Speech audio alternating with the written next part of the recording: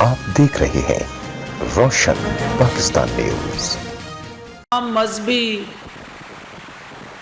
رہنما جنہوں نے اپنے اوپر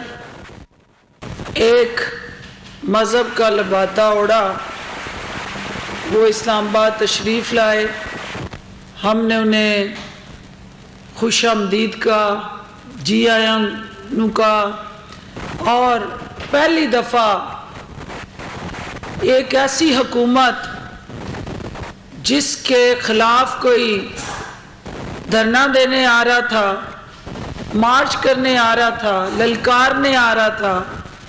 اس کی رٹ کو چیلنج کرنے آ رہا تھا، لیکن اس حکومت نے تمام جمہوری نامز کو بروئے کار لاتے ہوئے right of freedom of expression and speech,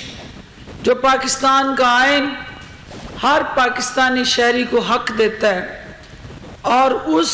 آئینی اور جمہوری حق کی روشنی میں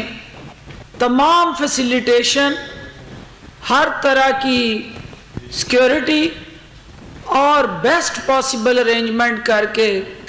اس مارچ کا استقبال کیا۔ آپ نے دیکھا کہ یہ پاکستان کی تاریخ میں پہلی دفعہ ہوا کہ پرائم منسٹر آف پاکستان جو ہے وہ اپنے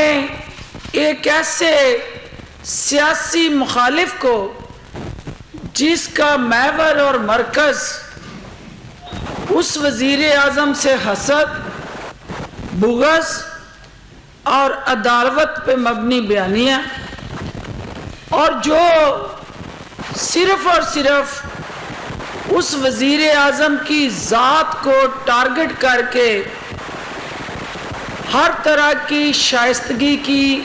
حدیں پھیلانتا ہے، جو اپنے آپ کو عالم دین کہتا ہے، لیکن بہتان تراشی،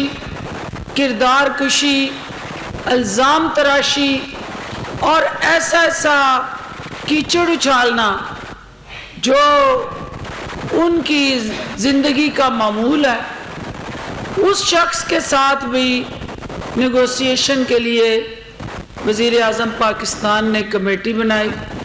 اور یہ بھی پہلی دفعہ ہوا پاکستان کی تاریخ میں کہ حکومت ان مارچ کرنے والوں کے پاس مارچ کرنے سے پہلے جا کے پوچھ رہی ہے کہ آپ کس لیے آنا چاہتے ہیں، آپ بتائیں آپ کو کیا فیسیلیٹیشن درکار ہے، اور ایک گڈ ول جیسچر دیا کہ آپ اپنا جمہوری حق استعمال کریں۔ لیکن پھر آپ نے دیکھا کہ وہ ہمارے مدرسوں کے اندر ایک مخصوص سوچ کے اندر قید کیے ہوئے وہ طلباء جب اسلام آباد کے پارکوں میں پھر رہے تھے تو ان کے عذاب سے وہ بچوں کے جھولے بھی محفوظ نہ رہے۔